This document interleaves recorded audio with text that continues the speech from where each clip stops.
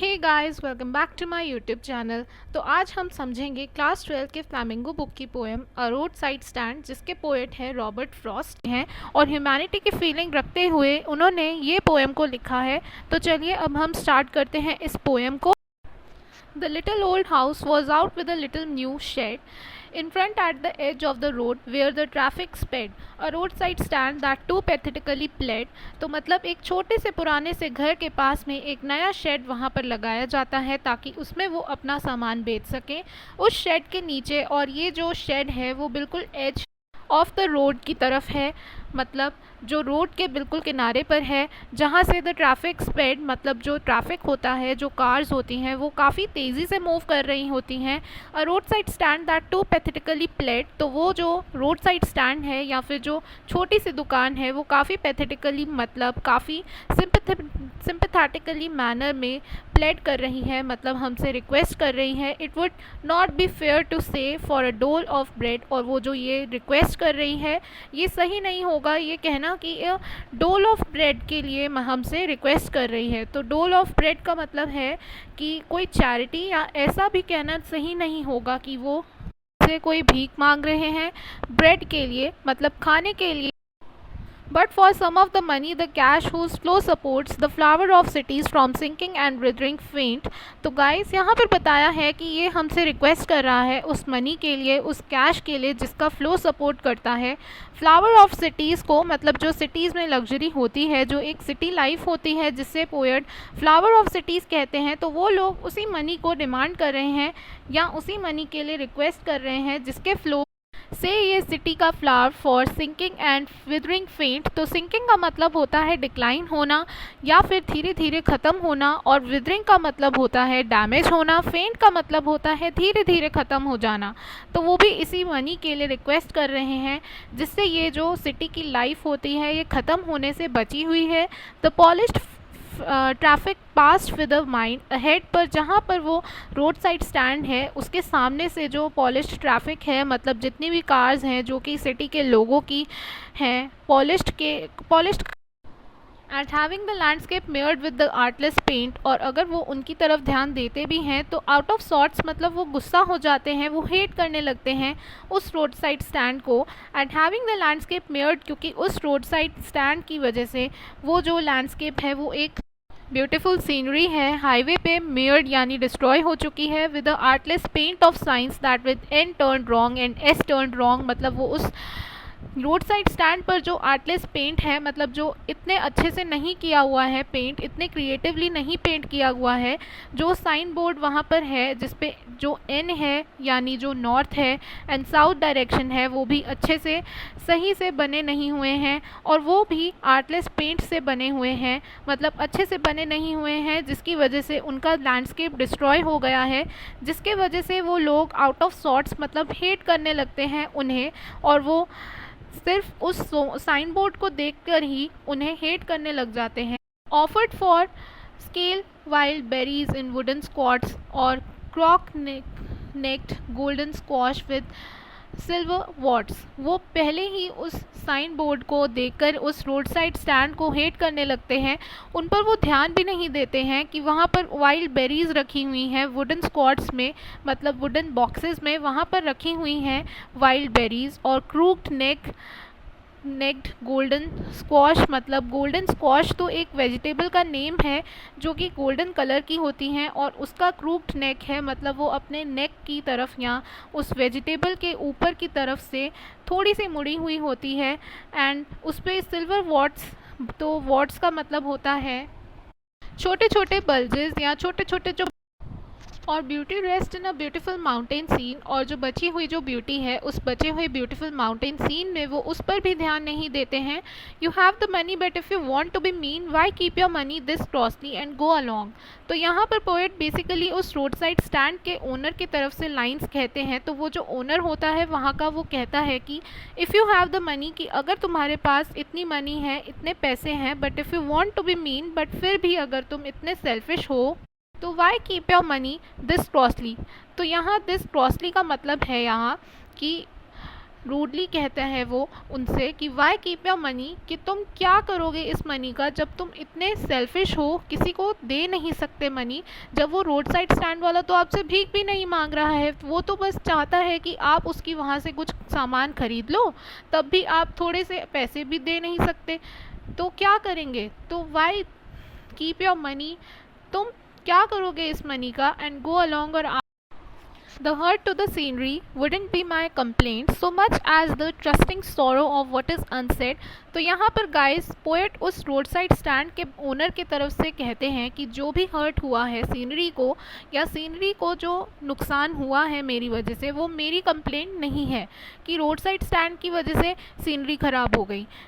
So much as the trusting sorrow of what is unsaid, मतलब उनका जो trust है, मतलब जो उनका भरोसा है या उनका जो भरोसा था कि सिटी के लोग जो हैं वो यहाँ पे रोड से निकलेंगे तो हमारे स्टैंड से कुछ ना कुछ खरीदेंगे, और इस ट्रस्ट से ही उन्होंने वहाँ पर छोटी सी रोड साइड स्टैंड लगाया है, एक दुकान लगाई थी, और यही उनके लिए सॉरो है, दुख की बात है, और sorrow of what is unsaid, और ये जो उनका दुख है जो ये किसी से कहते नहीं हैं, जो कि and ask for some city money to feel in hand, और वो चाहते हैं कि जो सिटी के लोग हैं वो वहाँ से जब पास हों वो कुछ खरीदें ताकि सिटी की मनी को अपने हाथों में वो फील कर सकें, वो कुछ एक्स्ट्रा मनी कमा सकें। To try if it will not make our being expand, मतलब वो एक बार ट्राई करना चाहते हैं और देखना चाहते हैं कि क्या इस सिटी की मनी से उनकी बीइंग एक्सपैंड होगी या उनकी जो लाइफ है वो थोड़ी सी इम्प्रूव होगी। वो ये देखना चाहते हैं क्योंकि वो जब सिटी को देखते हैं, उनकी लग्जरी को देखते हैं, तो उन्हें लगता है इसके कारण ही शायद जो उन लोगों के पास पैसे हैं वो शायद थोड़ा अलग है, इसलिए वो उस सिटी की मनी को नाम से डिनोट करते हैं कि सिटी की मनी है वो एक लग्जरी है, और वो चाहते हैं कि जो सिटी के लोग हैं वो हमारे रोड साइड स्टैंड पर आएँ जिससे उन्हें थोड़ा सिटी मनी मिल सके। वो ये देखना चाहते हैं कि क्या इस सिटी मनी से हमारी लाइफ इम्प्रूव होगी, एक्सपैंड होगी कि नहीं, and give us the life of the moving pictures from miss, तो क्या वो सिटी मनी हमें वो लाइफ दे सकती है या नहीं। जैसे कि मूविंग पिक्चर्स, तो मूविंग पिक्चर्स का मतलब होता है जो मूवीज़ या जो थिएटर्स में मूवीज़ दिखाई जाती हैं, उन मूवीज़ में जैसा लोगों को दिखाया जा सकता है वैसी लाइफ इनको भी मिल सकती है उस सिटी मनी से। That the party in power is said to be keeping from us, तो जैसा कि लोग कहते हैं कि ये जो, जैसे कि हम देखते हैं करंट सिनारियो में कि जो गवर्नमेंट होती है वो काफ़ी सारे फंड्स तो बनाती है विलेजेस के लिए, विलेजेस के लोगों के लिए, एंड जो पुअर लोग होते हैं उनके लिए भी आती है, बट ये जो मनी है ये उन तक पहुंचती नहीं है, पहुंच नहीं पाती है, और लोग कहते हैं कि ये जो बीच में पॉलिटिशियंस होते हैं वो इस मनी को ले जाते हैं। तो पोएट इस लाइन में वो ये ही कहना चाहते हैं that the party in power is said to be keeping from us, तो वो उस मनी को फील करना चाहते हैं अपने रोड साइड स्टैंड के थ्रू कमाकर, पॉलिटिकल पावर मतलब जो पॉलिटिशियंस हैं, that said to be keeping from us, मतलब जो लोग कहते हैं कि पॉलिटिशियंस ने उनका पैसा अपने पास ही रख लिया है, उन तक पहुंचने नहीं दिया है।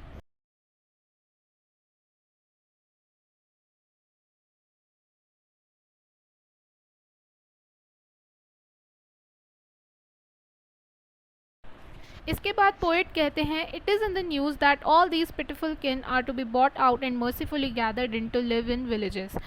तो यहाँ पर पोएट इन विलेजेस में हमें बताते हैं कि it is in the news, मतलब ऐसा न्यूज़ में दिखाया जा रहा है दैट ऑल दीज पिटिफुल किन, तो मतलब पिटिफुल किन का मतलब होता है unfortunate,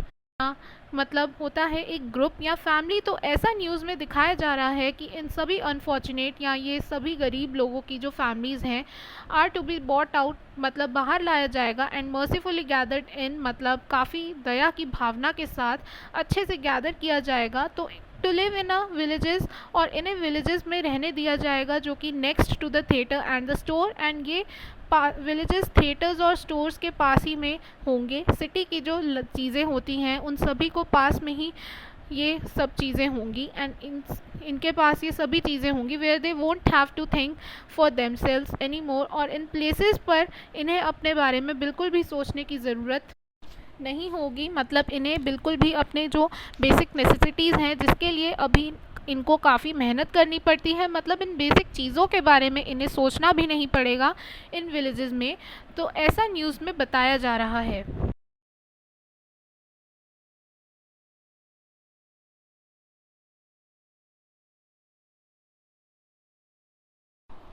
While greedy good doers, beneficent beasts of prey, swarm over their lives enforcing benefits that are calculated to soothe them out of their wits। और ऐसा ये सब चीज़ जो न्यूज़ में दिखाई जा रही है कि इन सभी को बाहर लाया जाएगा, विलेजेस में सेटल किया जाएगा। ये सब ग्रीडी गुड डूअर्स हैं, मतलब ये कुछ अच्छा तो करना चाहते हैं, ये गुड डूअर्स तो हैं, पर इसके पीछे इनका ग्रीड है, इनका लालच है। इसके लिए ये सब ऐसा इसके लिए ये ऐसा कह रहे हैं कि ये इन लोगों का अच्छा करेंगे और बेनिफिसेंट बीस्ट ऑफ प्रे, मतलब अपने फ़ायदे के लिए, अपने बेनिफिट के लिए ये लोग इनको अपना प्रे, इनको अपना शिकार भी बनाने के लिए तैयार रहते हैं। While greedy good doers beneficent beast of prey, मतलब ये जो दोनों लोग होते हैं, swarm of their lives enforcing benefits, तो मतलब ये इनकी लाइफ को स्वॉर्म कर लेते हैं, मतलब बिल्कुल ही इन लोगों को घेर लेते हैं, इनकी लाइफ्स को इन पे एनफोर्स करते हैं, मतलब फोर्स करते हैं ऐसे बेनिफिट्स या ऐसे चीज़ें that are calculated to soothe, मतलब ये ऐसे डिज़ाइन की जाती हैं, इनकी चीज़ें ऐसे कैलकुलेट की जाती हैं ताकि ये लोग इन गरीब लोगों को कंफ्यूज कर सके, तो soothe them out of their wits, मतलब ये इस तरीके से कैलकुलेटेड ऐसे सोच के रखते हैं कि ये जो गरीब लोग हैं ये कंफ्यूज हो जाएं और इन्हें ये बेनिफिट्स सूदिंग लगें, काफ़ी अच्छे लगें, आउट ऑफ देयर विट्स। तो मतलब ये है कि ये चीज़ें उन्हें समझ नहीं आती, उन्हें ये समझ नहीं आनी चाहिए कि इसके पीछे उनका क्या लालच है, इनका क्या ग्रीड है। इन लोगों को समझ ही नहीं आती है कि ये चीज़ें इस तरीके से बेनिफिट्स डिज़ाइन करते हैं। तो वो यहाँ पर ये दो लाइंस में एक्चुअल में जो हमारा पोएट है, जो हमारे पोएट हैं, वो इन ग्रीडी गुड डूअर्स से कहना चाहते हैं,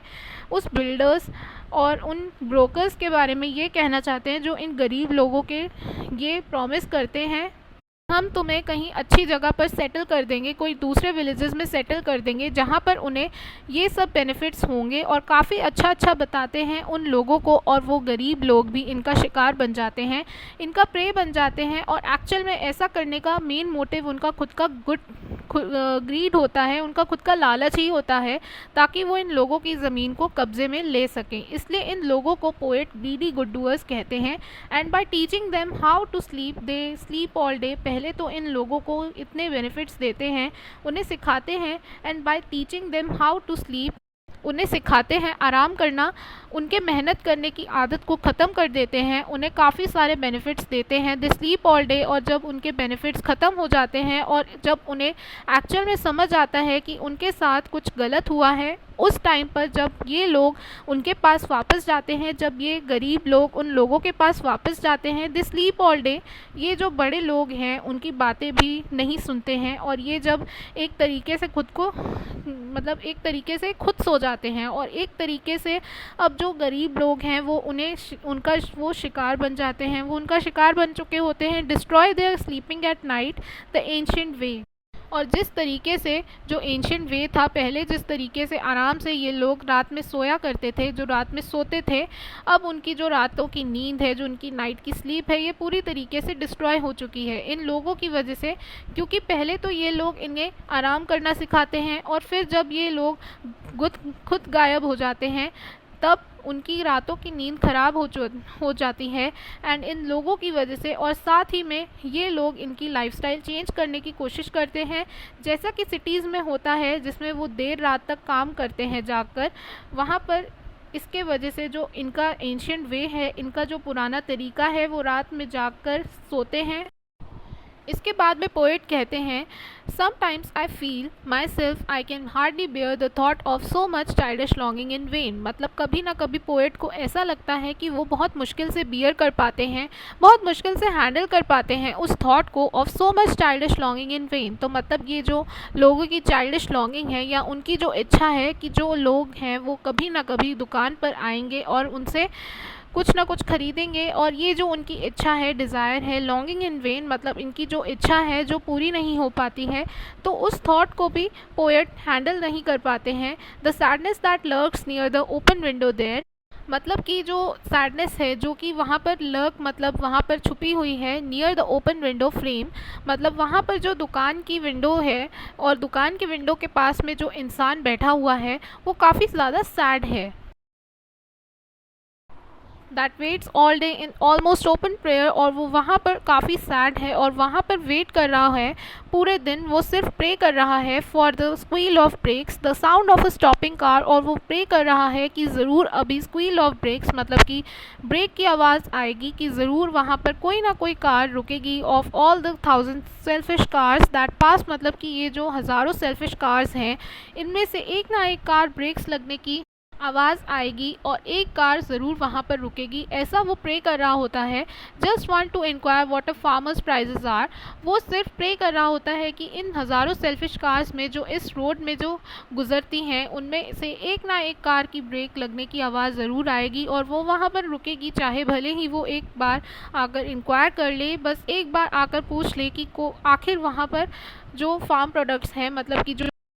एंड वन डेट स्टॉप, और एक कार वहाँ पर रुकती है but only to plough up grass in using the yard to back and turn around, और एक कार जो पहली कार वहाँ पर रुकती है वो सिर्फ उनकी दुकान के आगे रुकती है, और वो इसलिए रुकती है ताकि वो सिर्फ रिवर्स कर सके और वहाँ से टर्न करके वापस जा सके। और वहाँ पर टर्न लेते टाइम वो देखते हैं कि उनका जो रोड साइड स्टैंड है, रोड साइड स्टैंड के पास में जो उनका यार्ड है, जो छोटा सा गार्डन है, उस जगह को वो यूज़ करते हैं एंड वहाँ की ग्रास को प्लो कर देते हैं। प्लो का मतलब होता है उखाड़ देते हैं, तो वहाँ की ग्रास को वो उखाड़ देते हैं, एक तरीके से ख़राब कर देते हैं वहाँ की ग्रास को जब वो टर्न कर रहे होते हैं। And another to ask the way to where it was bound, और जो दूसरी कार है, जो दूसरी कार रुकती है गाइस वहाँ पर, वो उससे पूछते हैं कि आखिर ये रास्ता कहाँ जा रहा है, ये रास्ता और कहाँ के लिए बाउंड है, या फिर ये रास्ता कहाँ पहुँचता है। एंड अनदर टू आस्क, और जो थर्ड कार है वहाँ पर रुकती जो है वो ये पूछती है could they sell it a gallon of gas, और जो थर्ड कार होती है वो उससे पूछते हैं आके कि यहाँ पर गैलन ऑफ गैस मतलब पेट्रोल, यानी पेट्रोल वहाँ पर मिलेगा या नहीं। तभी इसके बाद पोएट कहते हैं they could not this crossly they had none didn't it see, तो यहाँ और इसके बाद पोएट कहते हैं no in country money the country scale of gain the requisite lift और spirit has never been found. तो यहाँ पे पोएट कहते हैं कि ये जो कंट्री मनी है मतलब जो एक्चुअल एरिया है, जो एक्चुअल सिटी के आउटस्कर्ट्स का जो एरिया होता है, मतलब जो एक्चुअल सिटी के बाहर का एरिया होता है, यहाँ पर जहाँ पर छोटे छोटे विलेजेस वगैरह होते हैं, तो वहाँ की जो मनी है और वहाँ के जो कंट्री स्केल ऑफ गेन है, यानी यहाँ पर जैसे ये ग्रो कर पाते हैं, जिस स्केल पे या जिस रेट पे वो पैसे कमा पाते हैं, the requisite life of spirit has never been found. तो उस रेट पे, जिस रेट पे वो गेन करते हैं पैसे, जिस तरीके से पैसे वो कमाते हैं, उसमें जो एक्चुअल में उनकी स्पिरिट को जो लिफ्ट मिलना चाहिए, जो ज़रूरी है, जो रिक्विजिट अमाउंट है उनका फुलफिलमेंट उनकी स्पिरिट को नहीं मिल पाता है उस कंट्री मनी से या उस विलेज में मिलने वाली मनी से। और so the voice of the country seems to complain, और क्योंकि उनकी स्पिरिट को इतना फुलफिलमेंट नहीं मिल पाता है, इसलिए the voice of the country मतलब जो विलेजर्स की जो आवाज़ है, ठीक है, एंड यहाँ जब भी वो बोलते हैं ऐसा ही लगता है कि जैसे वो कंप्लेन कर रहे हैं हर चीज़ के बारे में। और उनके कंप्लेन करने का रीज़न ही यही है क्योंकि उनकी जो स्पिरिट है, उनकी स्पिरिट को वो फुलफिलमेंट नहीं मिल पा रहा है उस मनी से। I can't help owning the great relief it would be to put these people at one stroke। तो यहाँ पर पोएट कहते हैं कि I can't help मतलब कि मैं खुद को रोक नहीं पाता, owning the great relief मतलब वो जो great relief है उसको एक्सपीरियंस करने से, उसको ओन करने से मैं खुद को रोक नहीं पाता कि उस टाइम पे कितना ज़्यादा रिलीफ मिलेगा कि जब मैं इन सभी लोगों को, मतलब कि ये जो लोग हैं, ये जो सभी लोग हैं जो कि कंट्री साइड में या जो विलेजेस में रहते हैं, मैं इन सभी के पेन, इन सभी की प्रॉब्लम्स को एक स्ट्रोक में या एक चुटकी बजाते ही इन सारे लोगों के पेन से इनको बाहर ला सकूँगा। और उस टाइम पे जो ग्रेट रिलीफ होगा ये उसके बारे में सोचना बंद नहीं कर पाते हैं poet. And then next day as I come back into the scene, और क्योंकि पोएट ऐसा सोचते हैं कि वो एक चुटकी बजाते ही इन सब लोगों को उनके पेन से बाहर ला सकते हैं, तो ये तो एक्चुअल में इमेजिनरी बात है। और जब नेक्स्ट डे वापस come back into the scene मतलब वापस रियलिटी को देखते हैं, तब वो वापस से काफ़ी और ज़्यादा सैड हो जाते हैं। I wonder how I should like you to come to me. तो जब वो वापस रियलिटी में आते हैं तो वापस से उन्हें इतना पेन होता है कि वो इन लोगों को अकेले ही ऐसे बाहर नहीं ला पाते हैं। इनके पेन को इनसे तो काफ़ी दुख होता है उन्हें, और फिर भी वो कहते हैं आई वंडर मतलब आई विश, मैं भी ऐसा इच्छा रखता हूँ, मैं भी ऐसी इच्छा रखता हूँ कि I should like to come to me, मैं चाहता हूँ कि तुम सभी लोग यहाँ पर आओ और offered to put me gently out of my pain, और तुम सब लोग मेरी हेल्प करो ताकि मैं अपने इस पेन से बाहर आ सकूँ। और जो पोएट का पेन है वो यही है कि ये जो विलेजेस के लोग हैं या ये जो गरीब लोग हैं, इन्हें कितनी